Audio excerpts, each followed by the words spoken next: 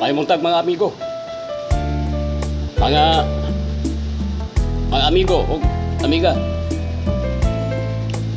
Nga naman na itong kinabuhi nga ita.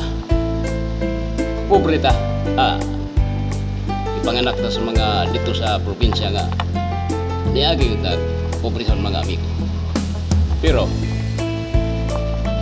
daghang kay mga tao nga pili ang trabaho.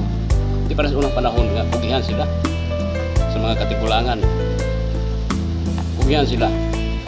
Pero mapili lang sa unang panahon nga mga tao nga di matrabaho. Na nabuhi sa panagat, na nabuhi sa pag-uuma, na nabuhi sa mga dinautan nga pamagi.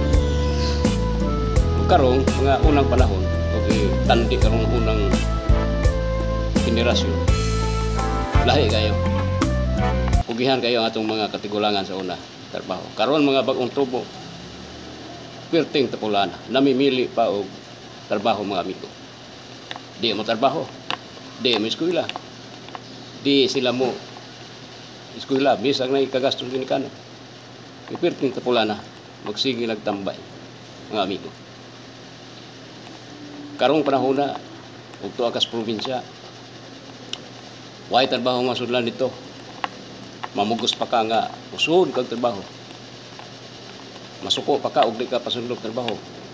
Ang uban nangarap marik Manila kay aron makarik Manila kay manarbaho. Pag abot sa Manila, di mo trabaho kay magtambay. Way pagantos mga amigo. Lahi ra sa unang panahon. Lahi na sa una. Karong panahon na sa probinsya palakasan style. O di ka malakas sa kusina, di ka makatrabaho. Perting luoyan mo. Magantos ka o tambay-tambay. Pero des Manila, kugihan ka, mangita trabaho diri. Daghan trabaho diri masudlan. Na janitor, na kontraksyon, na karga, na dispatcher, na waiter, na kusinero, na dishwasher, na security guard, traffic enforcer. Daghan din masudlan trabaho. Basta na kay papel, na kay requirements, NBI clearance, police clearance, ID. Kung kay mga background sa mong kinabuhi nga ikaw daotang pagkatao, way problema kung itong trabaho. Magkugi lang. Kung rin nag-Manila, ayaw na paghandom mga muli itong probinsya, kay mo balik kasi mong mga kaaging panginabuhi, magsige kag tambay. Paabot na gagnay tagay-tagay ito sa kanto, sa mga barkada. Manimpalad ka. Ay na pagsalig ginikanan. Napakanton ka. Kaya pobre mo ginikanan. Tapulan ng mga ginikanan sa mga kuwan, kares, mga katigulangan na kugihan. Lahi na kayo sa unang panahon ng mga katigulangan na kugihan kayo. Di karon pa nga ilang mga anak nga, mga dagkon lang mga anak, mga ulitaw na. Ang mga ginikanan, tapulan na. Magsalig na lang sa mga anak, tagaan. Pero o naman katigulangan, maningkamot sila para mabuhay sila. Muna akong mga naimat nga sa unang panahon. Unang karon. Muna akong advice ug tambag sa inyong mga batanon. Ayaw mo pagtinapulan. Tapulan mo, pas mo gano. Wa mo ikanon. Tigbak yung bitok. Wa mo ikanon.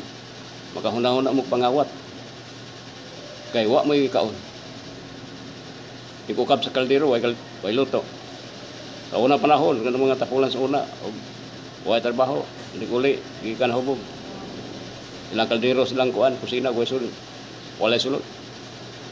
Kato si ang himboy, Inig, uling nga gigas, barkada, inig, way dinong aga. Labay sa dagat ng kaldero, kaha. Perting sukuha. Way luto. Lambos na pagsilig ang ginikanan og mga kuan kasi bugoy lagi. Raang bugoy. Mga mga kaibigan, mga amigo. Ayaw gyud magtinapulan. Kay makahimog yung daotan basta magtinapulan mo. Tanang trabaho sudli. Basta makakaon ka, mabuhi ka. Ayaw pagsilig ginikanan, ay mo ginikanan tapulan pod, di pud manarbaho. Sa lirag anak. Mao na akong advice sa mga amigo, amiga, raghang salamat sa iyong pag-watch. Nakakuha kag advice sa ako o mayong buntag sa inyong tanan, mga amigo, amiga. Bye-bye. God bless. For more.